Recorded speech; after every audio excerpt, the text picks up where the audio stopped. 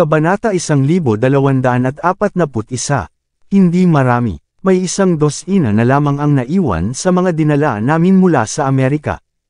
Si Butler Yeats ay pinagpapawisan ng labis, nang walang malakas na lakas ng labanan. Ang mga Yeats ay mawawala ng Amerika ng kanilang pangunahing mapagkukunan ng lakas sa Buckwood. Naturally, nauunawaan ito ng ikatlong Master Yeats. Sumimangot siya, at pagkatapos ay tinanong, alam ba ninyo kung ano ang kanilang layunin? Sumagot si Butler Yeats nang may panginginig, sa palagay ko sinusubukan nilang pukawin ka, pangatlong guro. Nagbago ang mukha ni Third Master Yeats. Siya ay ipinagmamalaki, ngunit hindi siya tanga. Hindi mahalaga kung gaano kalakas ang isang tao, walang kahulugan kung ang isa ay higit pa. Bukod, ang Buckwood ay isang teritoryo ng ibang tao. Bumantong hininga si Third Master Yeats.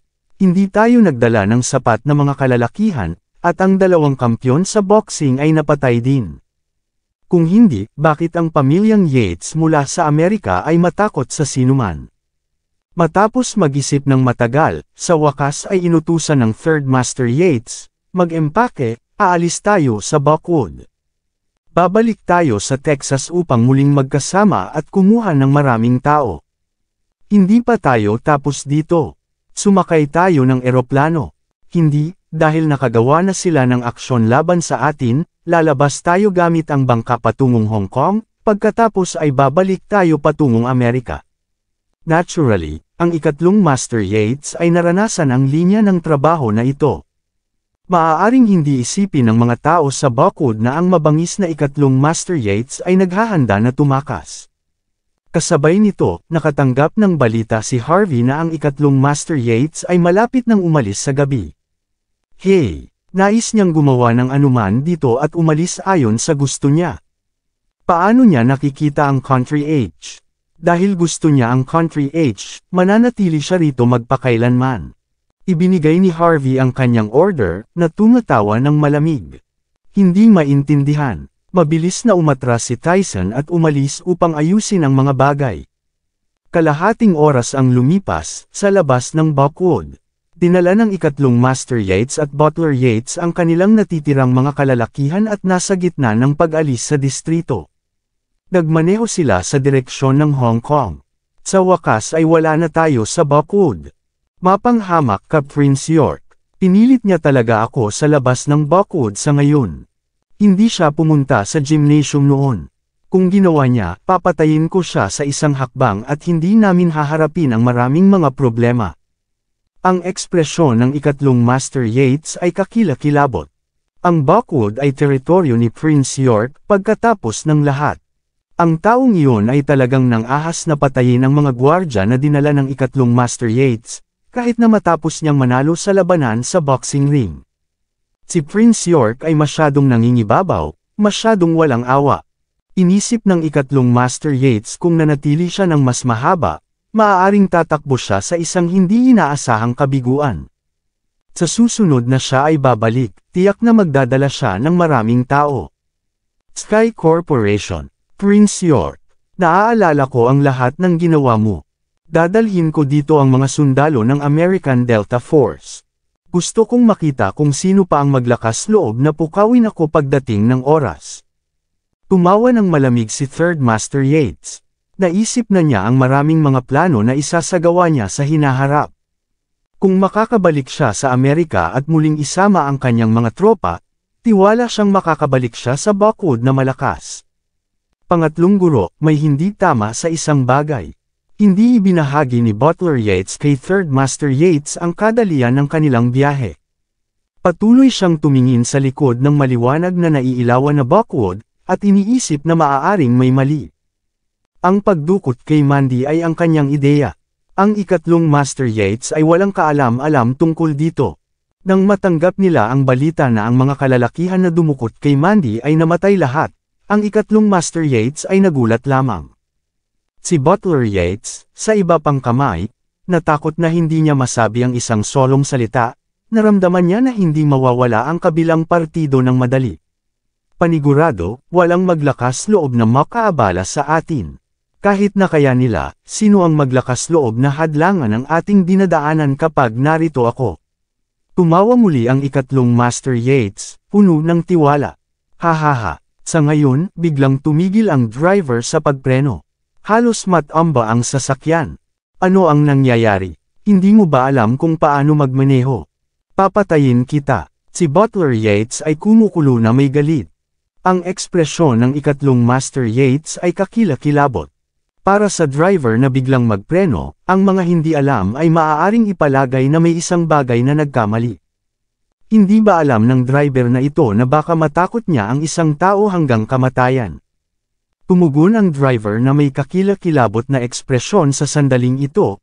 Ikatlong Master, Butler, mayroong isang tao na humaharang sa kalsada.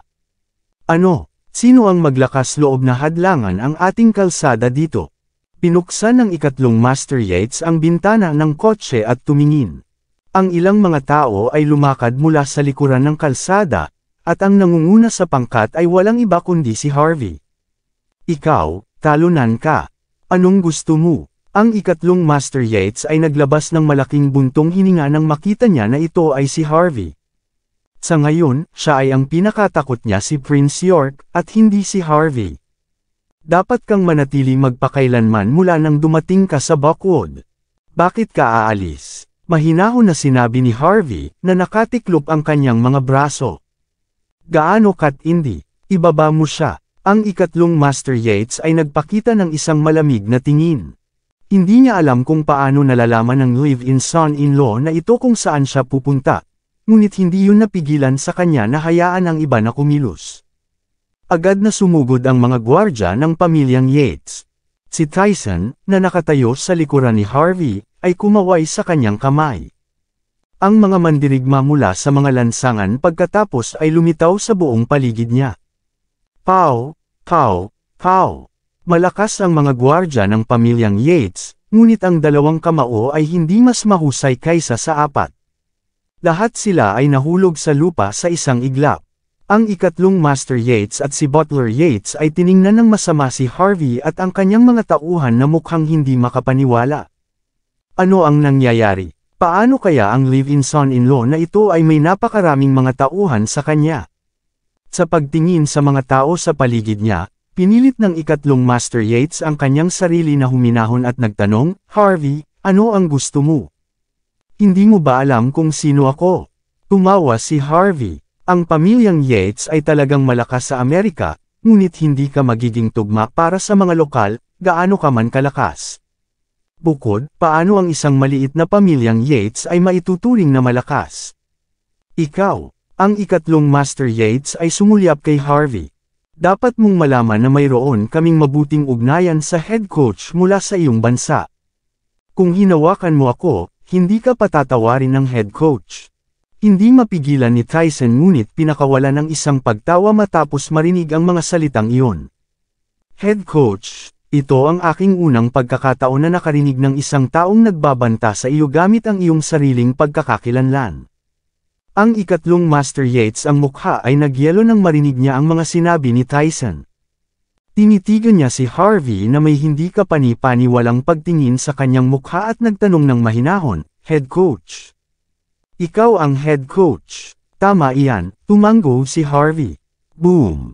Nanginginig ang katawan ni Third Master Yates, lumuhad ang kanyang tuhod hanggang sa kung saan halos lumuhad siya. Sa wakas naintindihan na niya. Bakit ang head coach ay nagdala ng isang tao upang sabihin ang isang bagay tulad sa party ng gabi sa tahanan ng pamilyang Yates? Sinabi ng head coach na binigyan na nila ng pagkakataon ng pamilyang Yates, at sila ay maswerte. Inisip ng ikatlong Master Yates na nagalit ang head coach dahil ang live-in son-in-law na si Harvey, ay nagdulot ng isang kaguluhan kahit saan. Ngunit ngayon, alam niya noon na si Harvey ay talagang ang head coach mismo. Lahat ng kahulugan ngayon, dahil dumating siya sa eksena, at binigyan niya ng pagkakataon ang pamilya. Sa kasamaang palad, hindi ito pinahahalagahan ng mga Yates. Tama, ang head coach ay mayroon ding ibang pagkakakilanlan.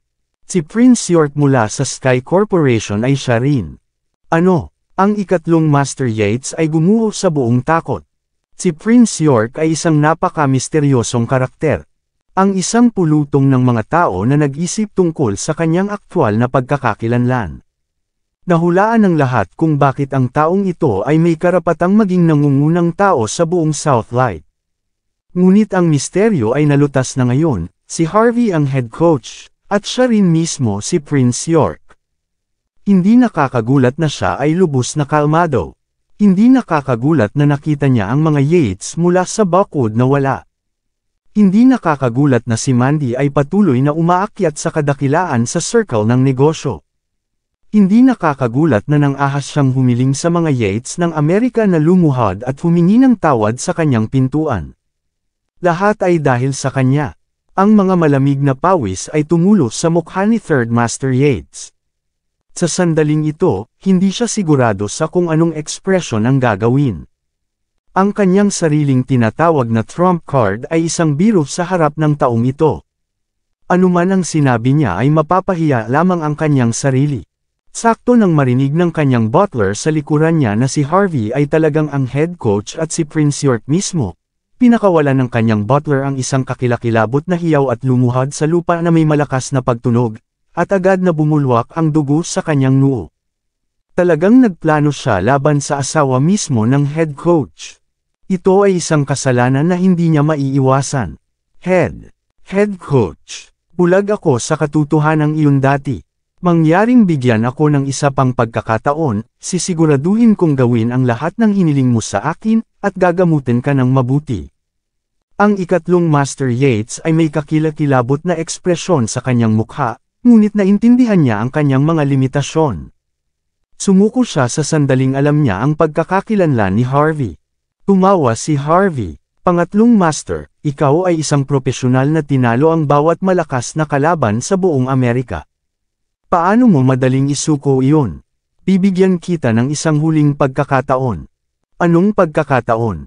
Ang ikatlong Master Yates ay nagalak sa kanyang puso, na parang may ilang mga hula sa likuran ng kanyang ulo. Nagagalit ang mukha ni Harvey at sarkastiko. Narinig ko na maliban sa Art of Conversion, alam mo kung paano hilahin ang 5 strikes of lightning. Gusto kong makita ito. Hey! Ang ikatlong Master Yates ay nagyelo ng bahagya, pagkatapos ay nagpakita ng isang ngiti. Naintindihan niya, natalo ang head coach laban sa kanyang Art of Conversion at hindi kumbinsido. Iyon ang dahilan kung bakit hinarang niya ang landas ng Third Master Yates, gusto niya ng rematch. Matalino ang awtoridad, ang ikatlong Master Yates ay hindi kailanman ihahambing sa head coach. Ngunit kung nais ng head coach ng isang patas na laban, kung gayon siya ay lubos na tiwala sa kanyang Art of Conversion at 5 strikes of lightning. Nang walang pangalawang pag-iisip, ang ikatlong Master Yates ay natakot sa kanyang naisip dati. Sumabog si Harvey ng isang mapagpakumbabang ngiti. Head coach. To be honest, ang 5 strikes of lightning ay napakalakas. Hindi ko ito makontrol kung ipakita ko sa iyo ang paggalaw. Kung papatayin o masaktan kita dahil dito, hindi ko matitiyak ang responsibilidad. Hindi mahalaga, mahinahon na sumagot si Harvey. Kung maaari mong talunin ako, walang pipigil na umalis ka. Seryoso ka. Ang ikatlong Master Yates ay nagpahayag ng labis na kasiyahan. Naisip niya na mamamatay siya sa isang iglap, ngunit talagang hinamon siya ng head coach sa isang tunggalian. Ang ikatlong Master Yates ay hindi natakot sa sinuman sa boxing ring. Pagkatapos ay ibabahagi ko ang aking karanasan sa iyo, head coach. Agad na ginawa ng ikatlong Master Yates ang 5 strikes of lightning pose nang hindi sinasabi ang isa pang salita. Inilipat niya ang dulo ng kanyang kaliwang paa sa harap niya, pagkatapos ay inabot ang kanyang kanang kamay at hinatak ang kanyang daliri. Ang ikatlong Master Yates na pose ay labis na nakakapukaw, nakakakuha ng puot. Ngumiti si Harvey at naglakad pasulong, pagkatapos ay mahinahong sinabi, mangyaring gawin ang iyong pag-atake, pangatlong guro. Naghihintay ako. Ikaw. Ang ikatlong Master Yates ay bahagyang nagalit. Mahigpit siya pagdating sa martial arts. Nagbigay siya ng isang mahusay na pose upang magbigay ng isang mahusay na labanan laban sa head coach.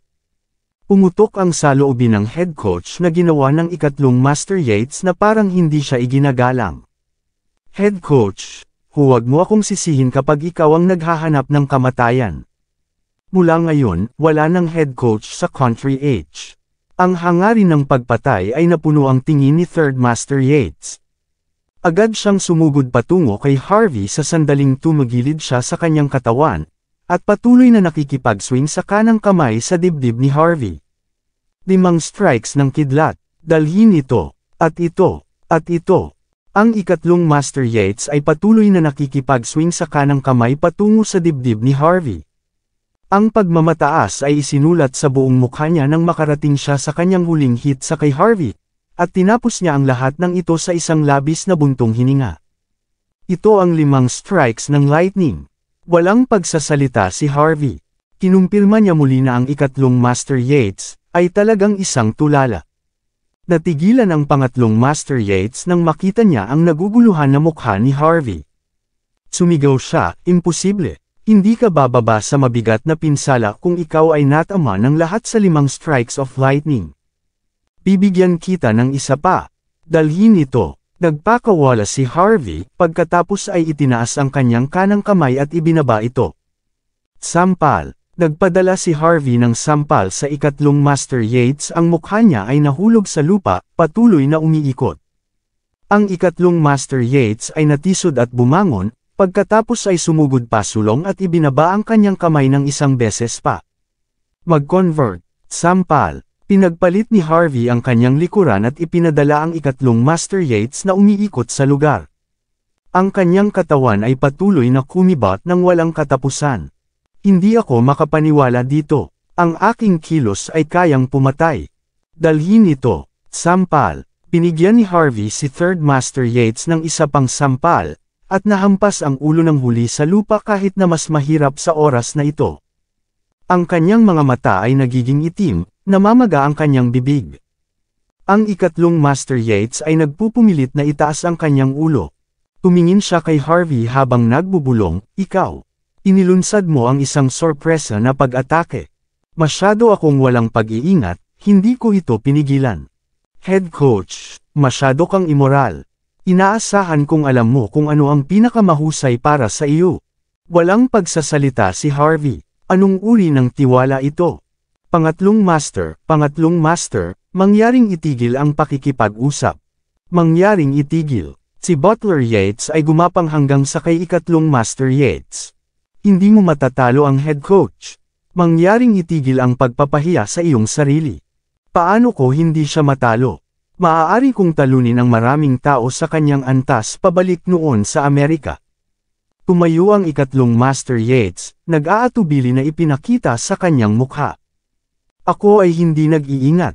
Tumingin si Harvey sa kay Third Master Yates na may malabong ngiti.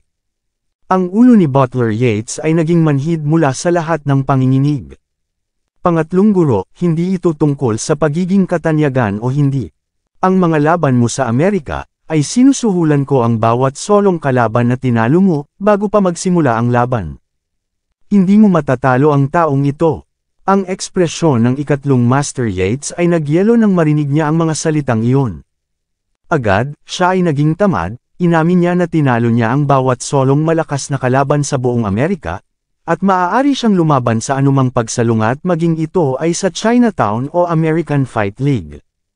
Ngunit ngayon, sinabi ni Butler Yates sa kanya na ang kanyang mga nakaraang tagumpay ay lahat dahil sa suhol. Ang ikatlong Master Yates ay naramdaman na ang lahat ng kanyang mga paniniwala ay gumuho. Thud. Sumuko sa kanya ang pangatlong Master Yates. Sa sandaling ito, lumuhad siya sa lupa. Nawala ang lahat ng kulay sa kanyang mukha. Nang magsalita siya, nanginginig ang boses niya. Imposible. Imposible ito. Ang taong nagturo sa akin ng Art of Conversion at ang 5 strikes of lightning ay madaling pumatay ng baka na may isang suntok lamang. Totoo ito. Ito ay, nang makita na ang ikatlong Master Yates ay nababaliw, lumingon si Harvey. Maghanap ng isang lugar upang ilibing siya. Oo, isulat ang pangatlong Master Yates, Master ng Martial Arts sa kanyang libingan. Panigurado, Head Coach. Makakakita kami ng ikatlong Master Yates ng isang mahusay na lugar ng libing. Tumawa si Tyson habang humakbang siya. Bang! Ang ikatlong Master Yates ang ulo ay nahulog sa lupa. Paano ang isang bayani na tulad niya ay maaaring masindak sa isang bagay na makabuluhan tulad nito? Nagpapanggap lang siyang galit. Sa pagiging totoo, nais niyang makatakas sa paghuhusga. Hindi niya inaasahan na makita mismo ni Harvey ang kanyang kilos. Hindi man siya binigyan ng isang solong pagkakataon. Marumi, lahat ng ito ay dahil sa iyo. Agad na sinugod niya at hinatak ang leeg ni Butler Yates. Kung hindi ito para sa marumi na ito na patuloy na niloloko siya, baka hindi niya natapos ang ganitong paraan. Pinanood ni Tyson at ng kanyang mga tauhan ang dogfight habang tahimik nilang inihanda ang mga pala. Sa sandaling pinilit ng mga tanga na ito ang kanilang mga kamay sa asawa ng head coach, ang kanilang kapalaran ay naselyuhan na. Pabalik sa Gardens residence, ang tunog ng pakikipag-usap mula sa loob. Si Cynthia at ang kanyang mga magulang ay bumalik na mula sa pag-scout ng mga universidad. Agad na naglabas ng suit si Cynthia nang itulak ni Harvey ang pintuan. Brother-in-law, magmadali at magbihis ka na. Ang isang guro na namamahala sa pagpapatala sa Mordo University ay makikipanayam sa akin sa lalong madaling panahon. Magbihis ng maayos at gamutin siya ng maayos. Pinati ni Harvey sina Lillian at Simon, at pagkatapos ay nagtanong ng mausisa, nagpunta ka para sa Mordo University matapos itong maghanap. Ginawa namin, ngunit ang kinakailangan para sa universidad ay napakataas. Nang magpunta ako upang mag-apply, sinabi nila na sila ay magpapadala ng isang guro upang makapanayam sa akin. Brother-in-law, sobrang abala ang kapatid ko kanina. Hindi niya ako pinapansin. Iiwan ko ito sa iyo. Natawa si Harvey. Wala siyang balak na tanggihan si Cynthia. Ito ay isang pangunahing kaganapan para sa kanya, pa rin. Sa wakas ay nagpasya ang pamilya na hayaan si Harvey na makipag-ugnayan sa guro na namamahala sa pagpapatala sa Mordo University. Di nagtagal, nagpunta si Harvey sa hotel na siya at ang guro ay sumang-ayon na magkikita. Ikaw, Harvey. Naglakad ang guro sa pagsukat kay Harvey na may naguguluhan na ekspresyon. Mas maingat na tumingin si Harvey, at pagkatapos ay naalala siya. Ang magandang guro sa harap niya ay isang katulong na guro pabalik sa kanyang mga araw sa universidad, si Sasha Larson. Hindi siya isang mabuting tao. Noong nasa universidad pa si Harvey, sinubukan niyang akitin si Harvey gayunpaman ay magagawa niya nang marinig niya mula sa isang tao na siya ay talagang isang mayamang tagapagmana. Matapos niyang tanggihan siya, nagsimula siyang kumalat ng tsismis na nagsasabing si Harvey ay isang salbahi. Hiniling ni Harvey sa universidad na sipain siya palabas dahil tamad din siya upang makitungo sa kanya. Hindi niya inaasahan na ang katulong na guro na sinipa ay naging isa na namamahala sa pagpapatala ng mga bagong mag-aaral sa Mordo University. Nakikita si Harvey, ang magandang mukha ni Sasha ay naging isang naguguluhan na ekspresyon. Kinagat pa niya ang kanyang ngipin. Matapos mapal-ayos ng paaralan dahil sa kay Harvey, si Sasha ay lumipat sa Mordo at pinamamahalaang upang makakuha ng kanyang kasalukuyang posisyon sa Mordo University pagkatapos matuto ng ilang mga trick, at natutulog na may maraming mga kalalakihan. Nabuhay siya sa paglangoy gamit ang kanyang nakamamanghang kagandahan, hanggang sa makuha niya ang upuan ng guro na namamahala sa pagpapatala. Nakasisilaw ang kanyang hitsura, ang kanyang aura ay nakakaakit. Medyo ilang mga lalaki ang humahabol sa kanya sa Mordo, at ang mga mayamang tagapagmana ay natural na kasama. Sa oras na ito, siya ang namamahala sa pagpapatala para sa Mordo University para sa Buckwood na mga mag-aaral. Siya rin ang namamahala sa pakikipanayam kay Cynthia. Sinusubukan niyang makakuha ng pera upang makakuha ng isang operasyon sa pag-aayos sa Island Nation, pagkatapos ng lahat. Kapag siya ay tapos na sa operasyon, maaari siyang bumalik sa kanyang bansa at magpakasal sa isang matapat na tao. Pagkatapos nito, walang magiging pribado sa kanyang nakaraan. Hindi niya inisip na si Harvey, sa lahat ng tao, ay magiging tagapag-alaga ni Cynthia. Sa sandaling ito, ayaw ni Sasha ng pera. Gusto niya ng paghihiganti. Sa kanyang mga mata, si Harvey ay naging isang social outcast. Kung tinanggap niya ito pabalik noon, ikakasal siya sa isang mayamang pamilya. Bakit kailangan niyang mag-aksaya ng labis na pagsisikap? Miss Larson, ito ay si Harvey. Siya rin ang taong itinalaga sa iyo ngayon, magalang na sinabi ni Cynthia. Si Sasha ang siyang may pangwakas na sasabihin kung si Cynthia ay makakakuha ng isang upuan sa Mordo University, o hindi. Si Sasha ay nag-flash ng isang hitsura ng pagmamataas, at nagsimulang makipag-usap sa kay Cynthia. Cynthia, hindi ko ba sinabi sa iyo dati? Ang pakikipanayam ay isang napakahalagang bagay. Dapat mong italaga ang pinakatatag na tao sa iyong pamilya upang makipag-usap sa akin. Sino siya? May karapatan ba siyang kumatawan sa iyong pamilya? Maraming salamat sa lahat ng sumusubaybay. Please subscribe and follow my YouTube and Facebook channel, Filipino Novel. Maraming salamat po.